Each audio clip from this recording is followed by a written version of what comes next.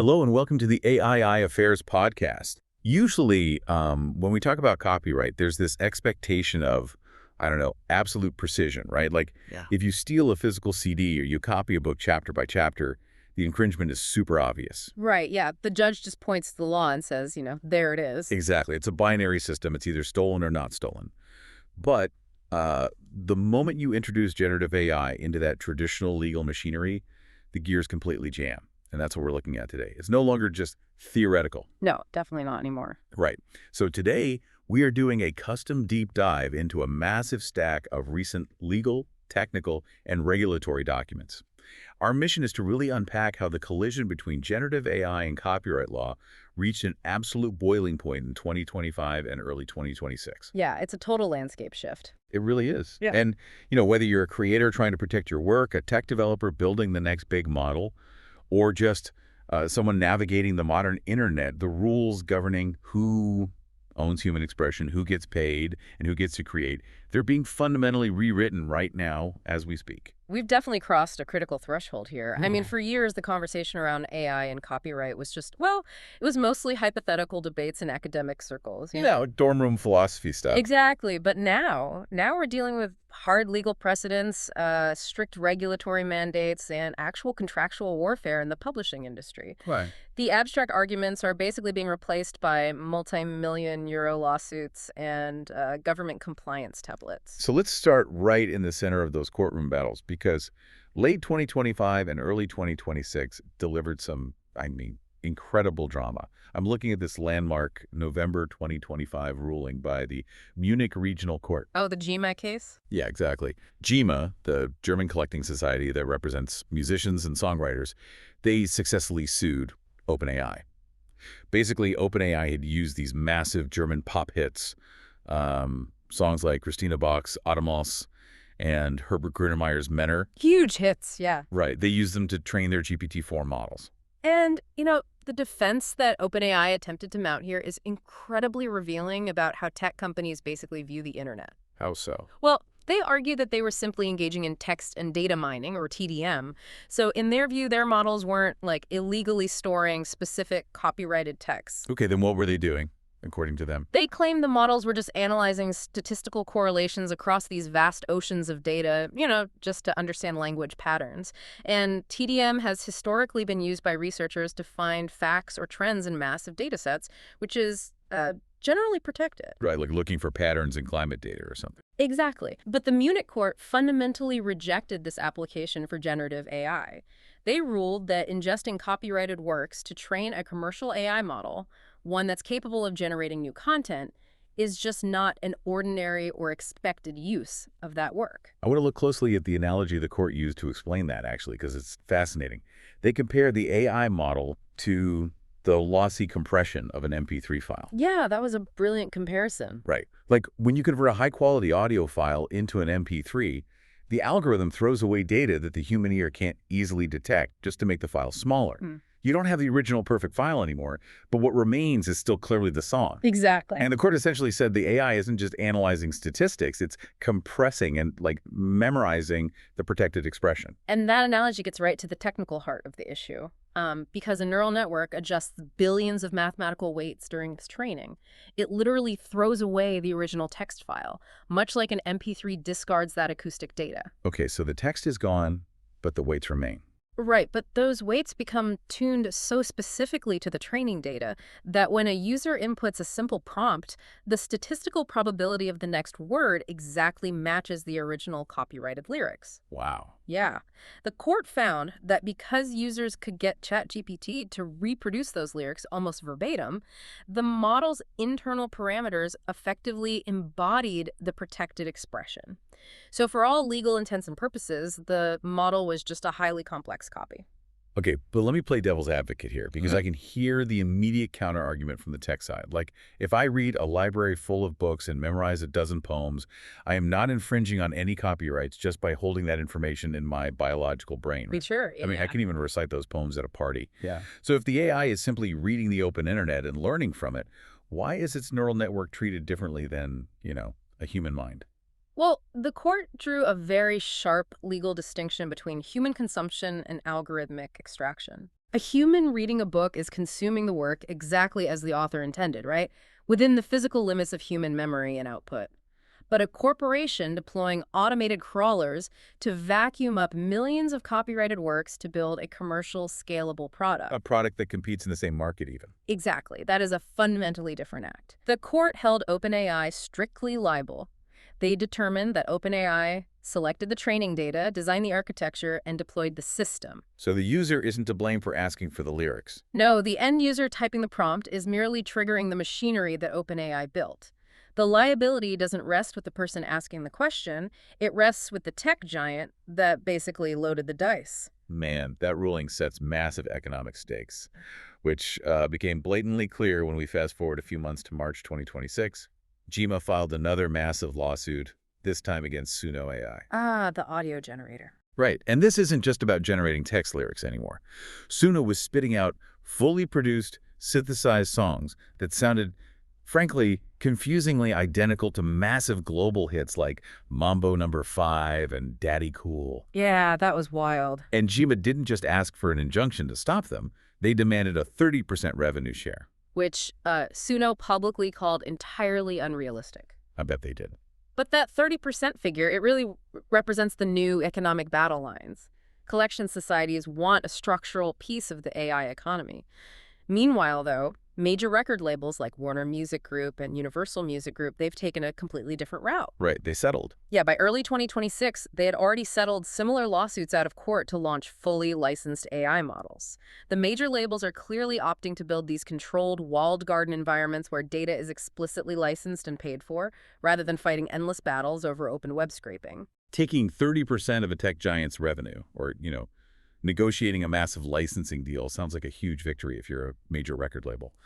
But if you're an independent author, a freelance illustrator, or a journalist listening right now, suing OpenAI after the fact is financially impossible. Oh, absolutely. It's totally out of reach for individuals. Which raises the practical question. If courts are ruling this is infringement, how do everyday creators actually stop the web scrapers from taking their work in the first place? Well, under the European legal framework, specifically Article 4 of the Digital Single Market Directive, there is a text and data mining exception. Okay, how does that work? It basically states that AI companies are legally allowed to scrape the web for data unless rights holders explicitly opt out in a machine-readable way. Wait, so the default is that they can just take it? Yes, the burden is entirely on the creator to raise their hand and say, no, don't take my stuff. Okay, and the historical way to do that has been the robots.txt protocol, right? For anyone unfamiliar, robots.txt is basically a hidden text file on a website that acts like a no trespassing sign on your front lawn. It tells automated web crawlers, hey, do not look at these specific pages or files. Right, but the problem is that the robots.txt architecture has a fatal flaw in the context of modern AI training. What's the flaw? It is strictly domain-based. It only protects the specific website where that file is hosted. So if I write a novel, publish it on my personal website, and put up a robots.txt sign, but then a digital pirate copies my novel and uploads it to a torrent site, my no trespassing sign doesn't travel with the book. Exactly. The scraper just vacuums it up from the pirate site instead. Oh, wow. That's incredibly frustrating. And that is the exact vulnerability we saw with datasets like Books 3. The pirated book dataset. Yeah, it contained over 80 terabytes of pirated books and was widely used by major tech companies to train their initial models. If an author's work ends up on a third-party domain or a shadow library, their original robots.txt file is completely useless. The scraper never visits the author site, so it never even sees the opt-out. Right. So we basically need a system where the no trespassing sign is actually stapled to the property itself rather than just planted in the original front yard. Yeah. How is the industry solving this technically? Well, the solution emerging in these documents is a standard from the World Wide Web Consortium called the TDM Reservation Protocol, or TDMrep. TDMrep, yeah. And instead of working at the domain level, TDMrep operates at the asset level. It allows a creator to embed a simple machine-readable Boolean metadata tag directly into the digital file itself. Like into an EP or a PDF. Exactly. Or even the header of an HTML document. So a Boolean tag meaning it operates on a binary logic, right? True or false? 1 or 0. Correct. A creator sets a tag that says TDM reservation. 1. When an AI crawler encounters that specific file, no matter where it is hosted on the entire internet, it parses the header, sees the one, and is legally and technically instructed to drop the connection or exclude the text from its training cache. That's a huge upgrade. It is. And additionally, creators can include a TDM policy URL. So the scraper hits the file, sees it cannot train on it for free, but is automatically routed to a licensing page where the AI company can choose to negotiate a payment for the rights. I mean, that sounds like a robust technical solution. But a digital tag saying "do not train" is only useful if the AI companies actually honor it. Very true. If they train their models in secret, in massive offshore data centers, metadata tags are essentially decorative. Historically, we've had zero insight into what these models ingest. But looking at our regulatory documents, it seems that black box is finally being forced open. Oh, absolutely. The European Union's AI Act is the major catalyst here. The rules governing general-purpose AI, or GPAI, became active in August 2025. And the centerpiece of this transparency push is Article 53. It legally requires AI providers to publish a sufficiently detailed summary of their training data. Which they use to fight tooth and nail. Exactly. For years, tech companies claimed that revealing their training data would compromise trade secrets. The EU has formally rejected that premise. And the documentation shows it isn't just a vague two-paragraph summary anymore. The European Commission released a mandatory transparency template that these companies must fill out. Yeah, it's pretty rigorous. They now have to disclose the top 10% of web domains they scraped. They must explicitly declare if they relied heavily on user-generated data from social media platforms. And I think most surprisingly, they have to disclose if they use synthetic data. Yes, that's a critical point. Training an AI model on data generated by other AI models seems like a massive technical risk, doesn't it? It is a profound risk. It's known technically as model collapse. Model call. Yeah. If an AI model scrapes the open web, but the open web is increasingly filled with low-quality AI-generated content, the model begins to train on its own automated sludge. Ew. Automated sludge. Right. It reinforces its own hallucinations and degrades in quality over time. Regulators demand to know if a company is using synthetic data so they can assess the long-term viability and safety of the model's outputs. Well, I'm looking at the specific thresholds in the AI Act, and there is a distinct, highly regulated tier for what the EU calls systemic risk models. Ooh, the heavy hitters. Yeah. The legal threshold to be classified as a systemic risk is any model trained on more than 10 to the 25th power FLOPs. Right. Just to break that down, a FLOP is a floating point operation, which is a basic measure of computational math. 10 to the 25th power is a 1 with 25 zeros after it. That is an astronomical amount of compute. It really is. We must be talking about massive server farms running tens of thousands of specialized processors continuously for months.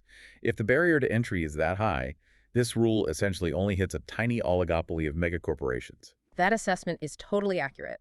We're talking about a global elite of perhaps 5 to 15 companies that actually possess the capital and hardware to train models at that scale. Wow. But if a company crosses that threshold, the regulatory burdens become massive. They are required to conduct mandatory internal red teaming. Wait, red teaming? Yeah, which means hiring independent experts to intentionally try to break their models to find dangerous capabilities before launch. Got it. And they're bound by incredibly strict incident reporting deadlines. Like, if a serious safety or copyright incident occurs, they have only between 2 and 15 days to formally report it to the authorities. Plus, they are legally required to retain all their technical and training documentation for a decade. Okay, that sounds like a mountain of corporate compliance. But the real question is whether it has any teeth. Because if the penalty for ignoring these rules is just a slap on the wrist, the tech giants will just factor it in as the cost of doing business. Oh, the penalties are designed to be existential threats rather than just speeding tickets. Full enforcement of these rules takes effect in August 2026. Okay, and what are the fines? Non-compliant companies face fines of up to 15 million euros, or 3% of their global annual revenue, whichever figure is higher. 3% of global revenue. Yes. For a trillion-dollar tech company, 3% of global revenue is tens of billions of dollars. Oh my God. Yeah. This transforms transparency from a public relations exercise into a severe financial imperative. So regulators are successfully putting the squeeze on the tech giants to open their black boxes. But as we comb through these sources, there's a secondary battlefront opening up. It isn't just independent creators fighting mega corporations. No, it's getting closer to home for a lot of people. Exactly. Creators are getting squeezed by their own traditional partners. We have to examine the collateral damage happening in the contract wars right now. The shifting legal landscape has caused traditional publishers to aggressively renegotiate their relationships with authors. A perfect case study from our research involves the massive academic uproar surrounding the German publisher C.H. Beck. Right. This is one of Europe's most prestigious academic publishers, and the new contract clauses they introduced are highly illustrative of the current tension. The hypocrisy in these contracts is striking, honestly. On one hand, the publisher strictly prohibits their authors from using generative AI tools to write, adapt, translate, or even summarize their manuscripts. Yeah. They demand that the work be an entirely human creation. And the publisher's rationale there is risk mitigation. They want to ensure the manuscript remains free of any copyright ambiguity, guaranteeing they hold a clean, enforceable asset. Right. But then, in the very next section of the contract, the publisher demands the exclusive rights to use that completely human-authored manuscript to train the publisher's own proprietary AI model, a system called Beck-Noxtua, without paying the author a single cent in additional compensation. It's quite the double standard. Wait, so the publisher says AI for me, but not for thee. If I'm an academic researcher and my publisher claims the exclusive right to use my text for AI training, I am suddenly cut off from using my own life's work to train open source models at my own university. How does that impact the actual progress of science? Well, two prominent legal scholars, Professor Garrett Horning and Professor Michael Grunberger, published a comprehensive critique of this exact scenario. What did they say? They pointed out that banning AI tools for researchers inherently limits scientific efficiency in a competitive global landscape. But more critically, by demanding exclusive AI training rights, traditional publishers are actively blocking researchers from feeding their own peer-reviewed texts into independent European open source models. So it's hurting the wider ecosystem. Exactly. Professor Grunberger argues this behavior directly stifles European innovation by allowing legacy publishers to create an artificial monopoly on specialized knowledge processing. And this entire contractual dispute loops back to a core, almost philosophical dilemma about the definition of authorship in the AI era. It really does. Under U.S. law, most notably the Zarya of the Dawn case, where an author tried to copyright a graphic novel that heavily utilized Mid-Journey illustrations, the Copyright Office determined you simply cannot copyright AI-generated content. Only the specific human-authored arrangements get legal protection. And the German legal perspective is evolving in parallel to that. It relies heavily on the concept of human intent versus software control. German courts are establishing that you can only claim copyright if the human's creative influence definitively dominates the final output. Okay, so what does that look like in practice? Well, if you type a generic two-sentence prompt into an image generator and just pick your favorite result from a grid of 4 suggestions, the legal consensus is that you have not exerted enough creative control to claim authorship. You essentially just pulled the lever on a slot machine and decided you liked the jackpot. Yeah. You didn't design the coins that came out. That's a great way to put it. The software-controlled process flow cannot dominate the human intent. If the machine is making the vast majority of the creative decisions regarding composition, style, and structure, the output belongs to the public domain, completely void of copyright protection. Man, we have covered massive ground today. Just to summarize for you listening, we are navigating a fundamental structural shift in how human knowledge and creativity are valued and protected. Absolutely. The courts in Europe are setting firm precedents that AI training is not harmless. Statistical reading it is a legally binding act of reproduction. The EU AI Act is utilizing the threat of massive financial penalties to force unprecedented transparency onto the world's biggest tech giants, exposing exactly what they scrape. Right. And meanwhile, everyday creators, academics and journalists are fighting fierce battles for control over their own work, whether they're embedding TDMrep metadata into their files to block web crawlers or fighting off aggressive AI training clauses in their own publishing contracts. The sheer velocity of these changes is just overwhelming for anyone trying to manage digital assets right now. The current strategy for most creators relies entirely on defensive maneuvers, just trying to hide data, opting out, and fighting infringement after it occurs. But before we go, consider this. Everything we've discussed today assumes that the only way forward is this endless game of whack-a-mole with web crawlers. You opt out, they scrape you anyway, you sue. But buried deep in the technical research from our sources is a radically different concept for the future of copyright. Oh, the inference time opt-in. Yes, inference time opt-in. It's a fascinating idea. Currently, the architecture of AI mandates that models scrape everything up front during the training phase. It's a binary forever choice. But researchers are proposing a dynamic system where creators can grant conditional, time-bound consent exactly at the moment a user types a prompt, the inference time. Right. Just imagine a digital ecosystem where your preferences are checked in real time. If a user asks an AI to generate a song in your specific style or summarize an article you wrote, the AI system pings a global registry. You can allow it on a case-by-case basis. You are attributed automatically on the screen, and a microtransaction compensates you in real time. It completely bypasses the current broken system of trying to hide files forever. Exactly. It restores the balance of power by giving creators granular, active control over how their likeness and style are consumed. It essentially shifts the burden from the creator constantly playing defense to the technology having to ask for permission exactly when the value is being generated. It's a profound philosophical shift, and perhaps the only sustainable path forward. But until that registry exists, the responsibility remains on us. If you publish content online, investigate embedding TDM rep metadata to protect your assets at the file level. Audit the terms of service on the creative tools you rely on daily. And above all, stay incredibly vigilant about the AI clauses buried in any employment or publishing contracts you sign. The landscape is moving fast, and you must be proactive to protect your rights. Thank you for listening, and see you next time on AI Affairs.